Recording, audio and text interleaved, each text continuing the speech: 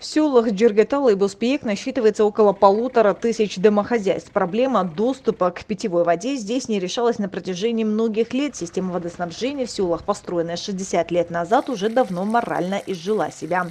Водопроводные трубы частенько лопались из-за перепадов температуры, и местные жители были вынуждены постоянно ремонтировать их. Проект по обеспечению чистой водой, ориентировочная стоимость которого 180 миллионов сомов, был запущен здесь в прошлом году при финансовой поддержке Исламского банка развития. Строительство было разделено на 3 этапа. В настоящее время завершено 90% работ, ведется установка 2 400-тонных резервуаров. Наша компания выиграла лот. Его ориентировочная стоимость 55 миллионов сомов. Мы построили водоочистные сооружения и проложили 9-километровый водопровод. Общая протяженность магистрального водопровода до села составляет 45 километров. Работы близятся к завершению.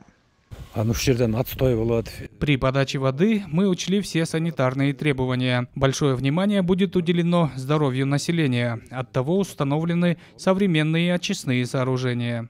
Ранее жители 1500 домохозяйств были вынуждены набирать воду из колодцев, установленных только в 16 местах. Новый же проект предусматривает подачу воды в каждый дом. На данный момент этой возможностью воспользовались уже около 150 человек. Я уже провел воду домой. Теперь она течет у нас прямо из ванной комнаты и кухни. Мы очень рады этому. Согласно плану, проект рассчитывали завершить за год и 2 месяца. Если не будет отставаний в работе, полноценно чистой питьевой водой жители сел будут обеспечены уже к концу ноября. Джибек Кабарбекова, Нургиз Абдрахманова, Усман Улам Садырулу, Алмаз Сатаров, Алатом 24, Джалалабад.